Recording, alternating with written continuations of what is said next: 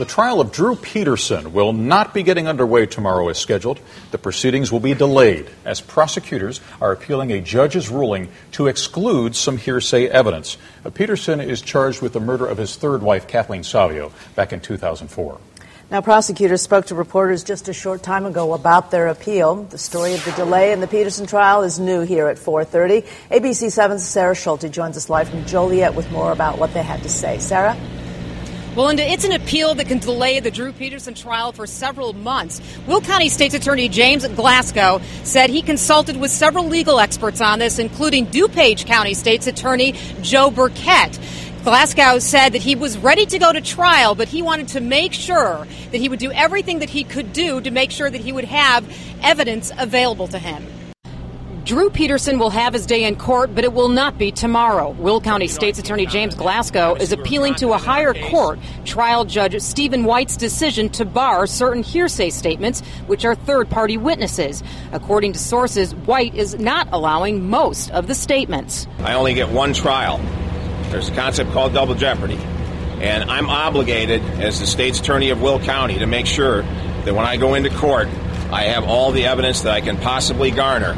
Glasgow is making his decision based on a recent Illinois Supreme Court ruling that upheld a conviction of a Naperville man who killed 4 family members. The court rejected Eric Hansen's argument that hearsay statements from his sister should not be allowed. I filed this appeal because there is evidence that I believe that we should have available to us, and we're going to ask the appellate court to consider that under the Hansen case. Drew Peterson is charged with killing his third wife, Kathleen Savio. Because the state does not have direct physical evidence, hearsay statements are a big part of their case.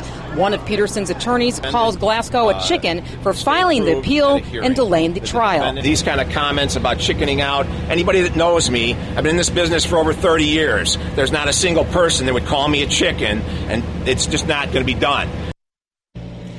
Drew Peterson's attorneys look at this as a big opportunity to get their client out of jail. Joining me right now is Peterson's lead attorney, Joel Brodsky. Tell me why this is a big opportunity to get him out of jail. Well, the law is simple. When the state files an interlocutory appeal, which basically says, and not basically, it actually says that they don't have a case because of the judge's rulings, that means they don't have an evidence. They don't have a case. They don't have sufficient evidence. And when the state doesn't have sufficient evidence, they shouldn't hold the defendant in jail. And that's just not me talking. That's the Supreme Court rule. But it is ultimately up to Judge White. Well, Judge White is going to follow the law and follow the rules set down by the Supreme Court. And the Supreme Court says when there's an interlocutory appeal by the state, the defendant gets out of jail absent extraordinary circumstances. Well, there are no extraordinary circumstances in this case, unless being Drew Peterson is an extraordinary circumstance.